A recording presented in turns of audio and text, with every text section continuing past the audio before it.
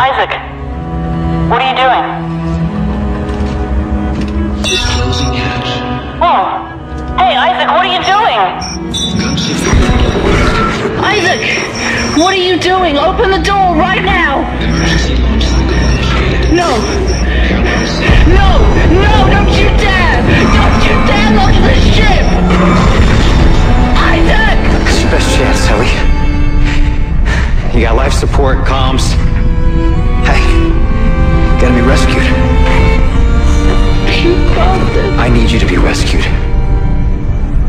I couldn't save Nicole, but I can save you, Ellie. So, bye. It seems like Isaac Clarke can't catch a break these days. You would think, after destroying the marker and escaping the Ishimura in the first Dead Space, that Isaac Clarke would have some time to relax and recover. But instead he finds himself in the beginning of the game in a straitjacket with no memory of the last 3 years, on board a densely populated metropolis called the Sprawl on one of Saturn's moons. After being assisted off his chair, Franco gets attacked by a necromorph, as the infestation of the Sprawl begins. If that's any worse, another marker is causing Isaac to see disturbing images, including that of his deceased girlfriend Nicole. But this time around, for the first time, Isaac Clarke has a few words to say for what's going on around him. Terminated. We're doing more. Listen to me, man. What matter? Listen to me. Matter. We can both get out of here. Voiced by Gunnar Wright, including other actors who lended their voiceover for this game, did an amazing job. I didn't feel there were any weak spots in the delivery in any of these characters. Cutter! Oh my god! Fuck! What the fuck are you doing? Shit! Help! I'm trying! I'm trying! Even in the subtle screams of civilians trying to escape behind locked rooms are all very eerie and at times uncomfortable to listen to. Isaac as an engaging character was perhaps the biggest surprise for me in this game. Even after learning about Isaac's girlfriend in the first Dead Space, it was hard trying to find a connection with a character that doesn't speak a word. I find that the tidbits of dialogue between Isaac and his girlfriend really builds up to the final moments of Dead Space in ways I did not expect.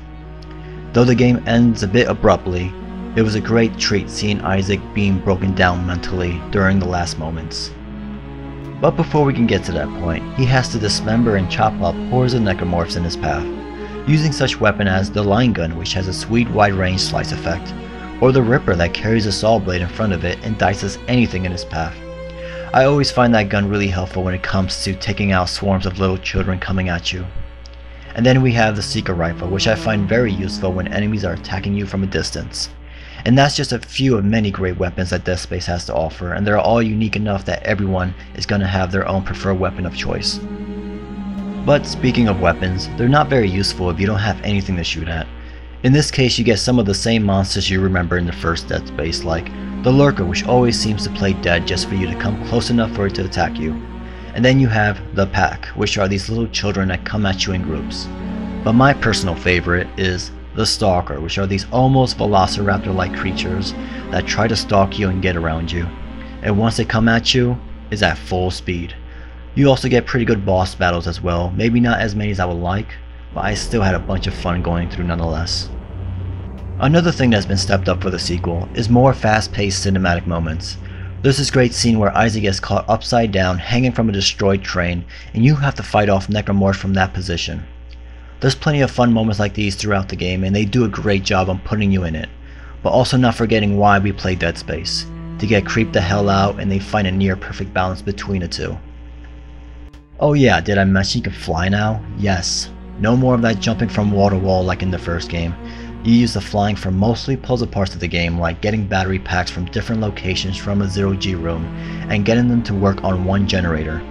At times they give you these enemies that spit out these little alien torpedoes straight at you. I find the system to be more enjoyable than the previous jumping on walls one. It just gave me more sense of freedom and control, and I hope they find other unique ways to use it in the future. Since we're not in Ishimura anymore, we've been dropped off in a big city that gives us more chance to explore more locations in the previous game, like religious buildings, to malls, to even a daycare center where you get jumped by an exploding baby. Though they do a great job with lighting effects and some pretty great fire, there was this one thing I did start to notice after a while. they do start to use the same level layouts over and over again. Other than that small gripe, it's a great looking game. The online multiplayer is the weakest part of the game. You're given 5 maps with 4 engineers against 4 necromorphs, and you have an assignment as the engineer of grabbing an item and bringing it back to a location. And as the necromorph, your job is to stop that from happening.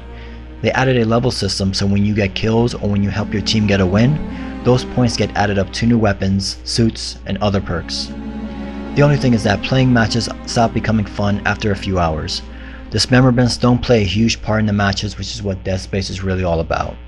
I thought getting these different perks were a very cool idea, but not good enough for me to keep playing matches online. Dead Space 2 takes what the original had and brought it up to a new level. Better level designs, better weapons, better zero-G sections, better story, and a much more creepier, disturbing atmosphere. Sure, the online may not be what you were wishing for, and at times you'll find yourself going through the same level designs over again at certain sections. The single player campaign by itself is worth $60, and every single studio making a horror game today needs to elevate their game, because as of right now, Dead Space 2 is leaving all of you guys in the dust, which is why I gave Dead Space 2 a 9 out of 10.